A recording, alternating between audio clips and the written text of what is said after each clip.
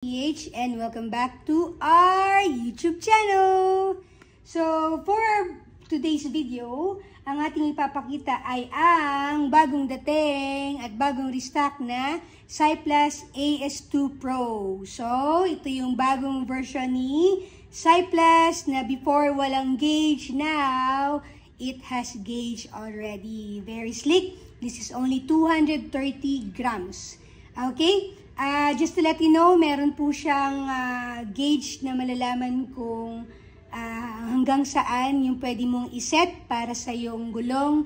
Kasi bawat gulong may mga certain PSI required, lalo na pag ito ay tubeless. Okay, malaking tulong po ito para sa mga nagmamalayo ang biyahe, long ride, loop, ODAX, races. It will save you a lot of energy and time to pump your tires. So, medyo pricey, yes, but it will serve its purpose. Okay, this this e-pump, Cyplus will able to pump your road bike tires and gravel tires up to 4. Sa MTB naman is up to 2 kasi malaki yung MTB tires. And for the foldies, it can pump up to 6 mini 2016 tier tires. Okay? And ang kinaganda nito, napakaliit and rechargeable po siya. Within 30 minutes, it will fully charge and it will help you use again. At ito po ay naka C-type na charger na. Okay? So pagbukas po natin ito, makikita po natin sa long press yung kanyang LCD. Okay, it will show you ilang PSI. So, maximum PSI that you can have for this is 120. Sa aking gulong, pag ako'y nagbabike, ang required sa akin ay 60 because it's tubeless. Yung iba naman, halimbawa ito, nakalagay 45 to 65. So, lalagay natin up to 55 lang kasi plus the weight of the user. Okay, and ang maganda nito, pwedeng gamitin sa Presta and Schrader valve. Kung halimbawa, in the event na lumambot or mabutasan yung inyong mga tubeless tires na kotse, pwede rin po siya. Meron siyang kasamang adapter dun sa box na kasama ng manual. Okay, so itest na po natin si Cyplus AS2 Pro with gauge. So ngayon, ito ay 45 to 65 ang kanyang required PSI for the WTB Riddler 700 by 37C. Set po na... Nagulat ako doon. Set po natin ng 55. And then, ang kinaganda sa AS2 Pro with gauge, it will automatically stop once it reach yung required PSI na ilalagay nyo sa inyong gulong. So, we'll have a quick demo on this one. Hopefully, makita ng camera kasi naka-steady lang siya. But I hope this will help you convince yourself to invest on a very tiny but very helpful AS2 e-pump. Let's go! So, buksan na natin si WTB Riddler. Maganda dito, malambot. So, makikita nyo kagad na bigla siyang titigas. And again, the pinakamalaking tulong niya is once it reaches its required PSI, mahihinto na kagad siya. So, hindi kayo mag-worry kung masyado ng matigas or hindi niyo nahuhulaan kung sakto ba or tama lang yung inyong pagkakahangin. So, ito yung isa sa mga pinaka-big advantage ng bagong AS2 Pro with gauge. Okay? So, let's do this. Open lang po natin yung bulb. Turn it on. Okay, it's 55 PSI. Pasok. Up. Then press yung upper button. Here you go.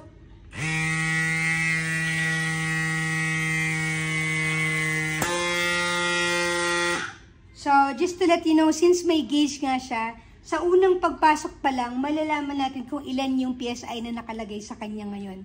So far nakalagay kanina is 10. Okay, so ibig sabihin kulang na kulang talaga siya ng hangin. Okay, so isa yan sa mga para siyang may gauge PSI na rin po. May gauge. Magi-gauge nyo na kagad yung kanyang PSI prior of you putting another air on it. Okay? So Sabi, Ma'am Andy, ang daldal mo. Kayo lang kausap ko eh. Ito na. Again, ulitin natin. Apa, nabuhos pa yung hangin. There you go. So, ngayon, nasa 8. On.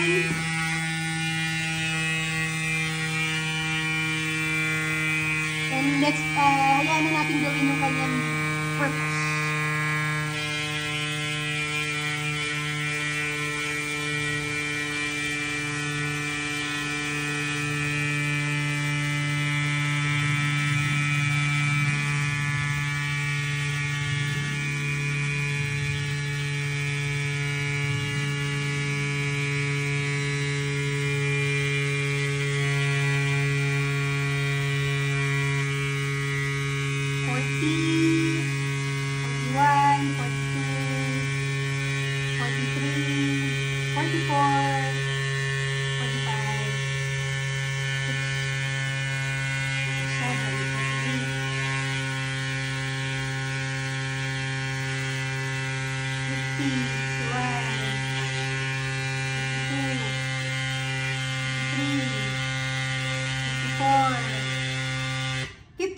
There you go. So as advised, matigas na siya. And again, it will automatically stop once it reaches your required PSI. So for this one, we put 55 PSI. And voila! Matigas na po siya. At magagamit na po na natin siya sa daan. So malaking tulong po nito, no? Kasi aminin man natin o hindi, pag nabubutasan tayo, tapos ang gamit natin yung hand pump, wala akong problema sa hand pump pa. Sobrang malaking tulong talaga po yun. Pero kung halimbawa sobrang laspag na tayo sa laban, sa races, sa ODAX, may nahabol tayong time. Unfortunately, na flat yung tires natin kasi minadaanan tayong matulis na bagay, na bato, hindi natin naiwasan. And by all means, kailangan natin maglagay ng inner tube. Doon pa lang sa pagtatanggal ng gulong, sa paglalagay ng inner tube, sobrang laki na ng effort mo doon. Tagak ka na ng pawis. What more pa yung magpapump ka pa ng sobrang dami para lang tumigas siya. So, this will save your energy kahit man lang doon sa hangin at sa oras mo, and makakahabol ka pa kung saan ka makakapunta at makakauwi ka pa kung saan ka pa napahinto. Makakauwi ka pa, makakapunta ka pa sa mga bike shop or sa mga mas malapit na repair kung kailangan ma-repair pa yung tires.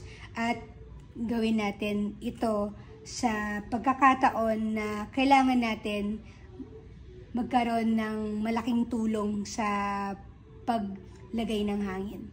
Okay, so wala na akong masabi. This is only 6,200.